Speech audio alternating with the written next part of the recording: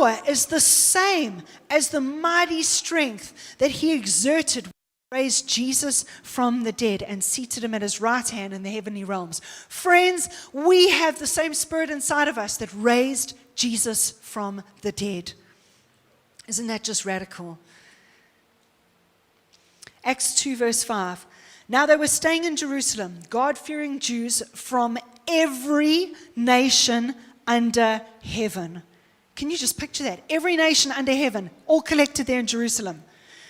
Verse 6. When they heard the sound, a crowd came together in bewilderment because each one heard their own language being spoken. You see, what happened is after the tongues of fire landed on their heads, they didn't just sit and have this big hoo-ha party speaking different languages. That would have been chaos. They went outside. They went down the stairs and they went outside and started proclaiming and speaking. This is what the different nationalities started saying. From verse 11, we hear them declaring the wonders of God in our own tongues.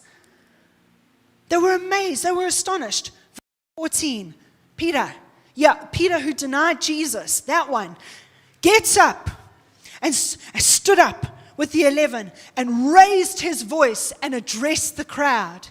See, you know what else happens when the Holy Spirit comes on us? We get a supernatural ability to be able to preach with power and authority. That's what happened to Peter. That's why he could take a stand and start addressing the crowd with glory.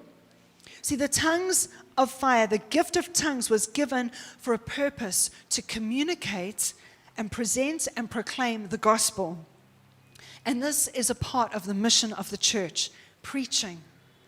Not just me, because I've got the mark, but for each and every one of us, whether it be under the roof of your house, whether it be at the shops, whether it be in your workplace, obviously use wisdom, but that is what it's for all of us. Translating scriptures into different languages to get out there, sowing beyond these walls. We don't work with rands and cents here. This is not money. When we take up the tithes and offerings, it's not money that we take up. We're taking up seed. And we want to see that seed multiplied outside of the walls of this place. This is just another opportunity, as we've done so many other projects around the school. We are blessed to be a blessing. We want to honor Durban Academy for who they are to us. And it just ends up being a blessing for the grade 11s. This is their courtyard. This is where they have lunch. This is where they have to slop around in muddy sand and all of that. That touring is going to be a blessing for them. An infilling for an outpouring. Doing what